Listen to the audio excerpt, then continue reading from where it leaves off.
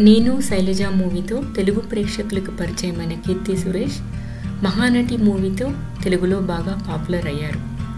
ఈరోజు గోవాలో ఆమె పెళ్లి జరిగింది. ఆమె భర్త పేరు యాంటోనీ.